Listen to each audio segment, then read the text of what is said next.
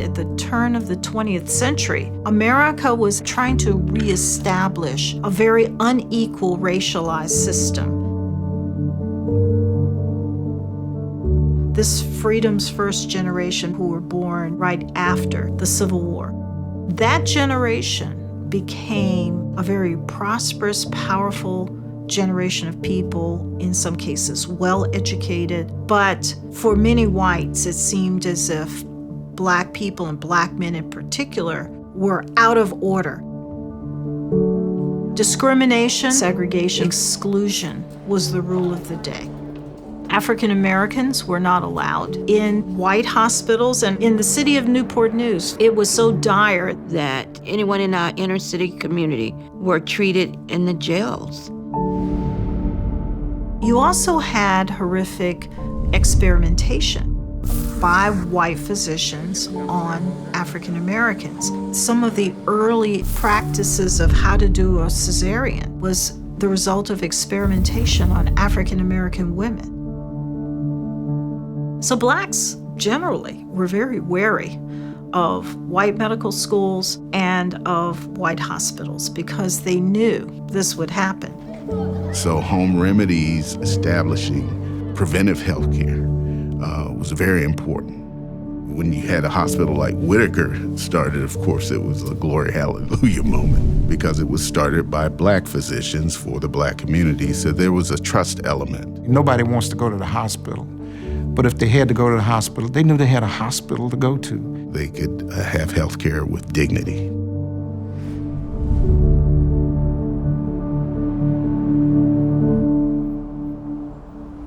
All of this area we know as Hampton Roads, Virginia, was thriving because we had a lot of activity here. This whole region was, both in terms of the military and in terms of private industry, a big shipping and shipbuilding naval area. But it also attracted many African Americans. You had people pouring in from the Carolinas, from Pennsylvania, from other states to get jobs here. And with that became the need for health care. In reaction to the American Medical Association, Black physicians created their own National Medical Association in 1895. This very important period in the early history of Whittaker Memorial Hospital, it was part of a trend, what many historians call a Black hospital movement. A small group of Black physicians would gather together to pool their resources to form a hospital. These hospitals not only emerged, but thrived.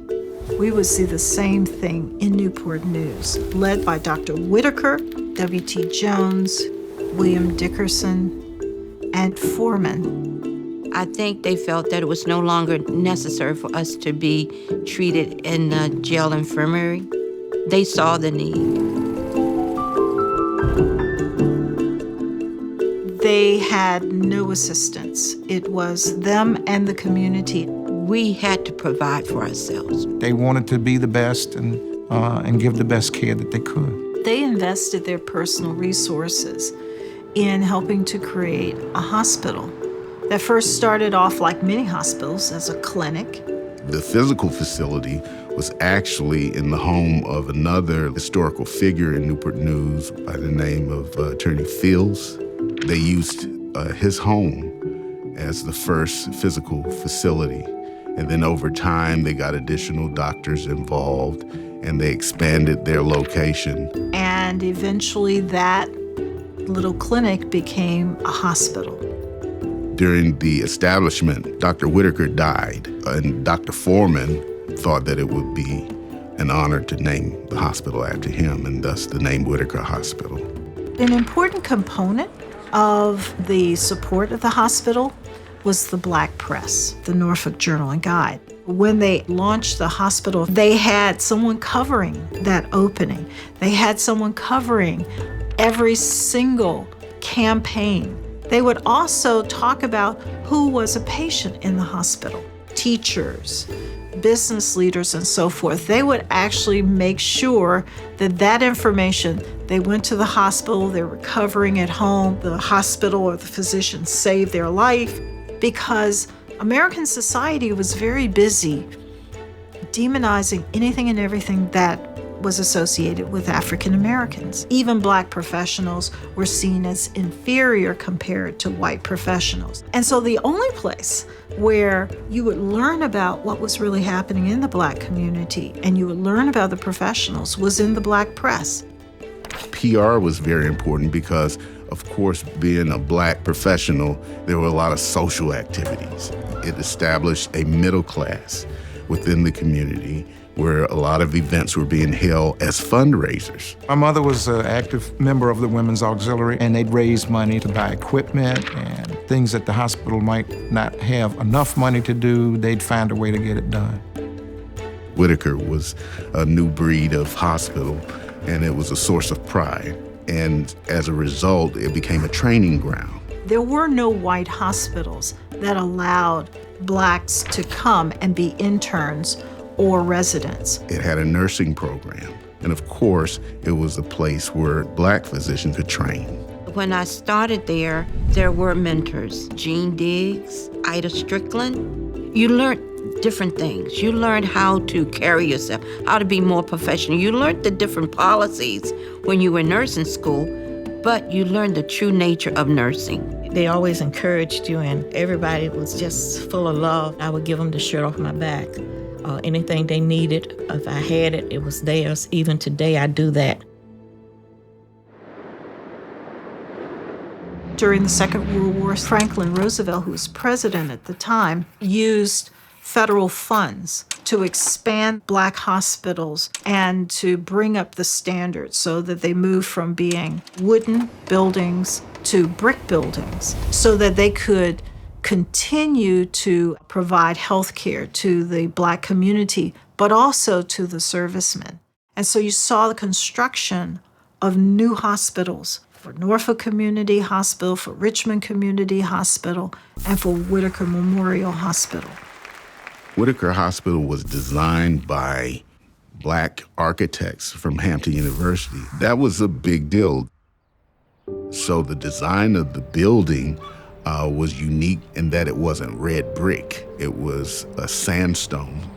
It was very iconic. To this day, when you drive past it, it seems to stand out like a monument. It was an icon in the community. I mean, it was right there on 28th Street. You couldn't miss it. It was like a beacon in our community. I remember going up the many steps. I thought that was like going up to a palace. I remember it being green on the interior. Air conditioning wasn't what it is now. Windows would be open. It'd be a nice breeze there. The nurses were all nice, all dressed in their crisp white uniforms with their white hats and their very white shoes because Ms. Sales, who was the chief nurse, ran a stern ship. They were all very proud of who they were and what they did. We would see the shift in the 1940s in the management of these hospitals. And so they started to bring in professionals who were already trained in hospital management. And so the hospital prospered and grew. And while there were still hiccups along the way, it became an important institution. They expanded the number of beds, and they were also bringing in radiologists, X-ray experts, people who were dealing with different forms of cancers. There was pediatrics for our children. There was surgical wing. We had an emergency room. Several general surgeons. The most memorable was Dr. Scott and Dr. Lee. And so we would see the continuation of that progress through the 1960s. But the 60s was an interesting decade because while you had the Civil Rights Act, 1965 Voting Rights Act, you had resistance. The efforts of civil rights activists was not necessarily for integration. It was about equality, equal funding, equal access. While the effort was to eliminate these laws and practices that obstructed Blacks from going anywhere, living anywhere, there were also efforts at the state and federal level to defund the Black institutions with the argument, if Blacks could go anywhere, then there's no need for this institution. But the problem was you still had marginalization of Black patients, sometimes segregating them without them knowing it. Certain floors had been set aside for Black patients, or certain wings had been set aside. So it was still segregation. It's just that you were in the same building. You're not going to be able in a very short period of time to erase 100+ years of intentional marginalization. And that's why they began to financially struggle once again. A lot of the Black population decided to go with the white hospitals, which had the more advanced equipment, and also the doctors that were on board at Whittaker's. A lot of them started referring their patients to these white hospitals because they felt that Whittaker was outdated. We could not afford the equipment to do CAT scans and some of the modern technology, so we had to send the patients out to have them done. Whittaker hung in there for a very long time, but they ended up with a huge debt on their books. In addition to that, the corporate healthcare industry complex was emerging at that time.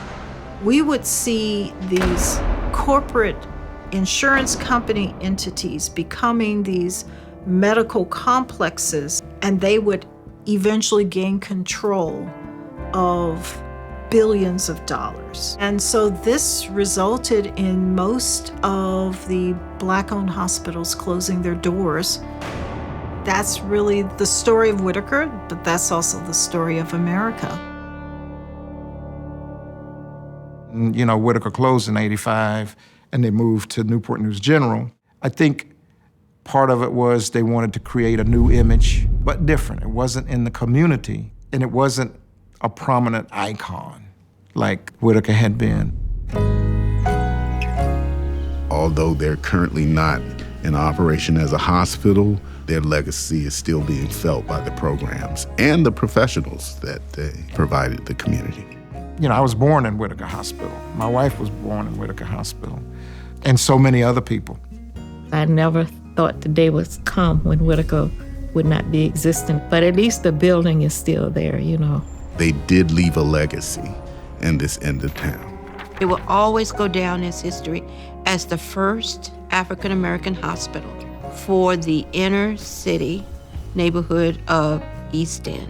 And the name is still there. And the young people in our community can learn from that. Symbolism is important to a community. It's a sense of pride. It's a sense of what was and the people who worked there, because they did a marvelous job in saving the community. They were a very important and integral part of not only the Black community, but the whole of Hampton Roads. So Whittaker is a reminder of that, of the excellence that the Black community developed during a very trying time in history. And so it deserves to remain.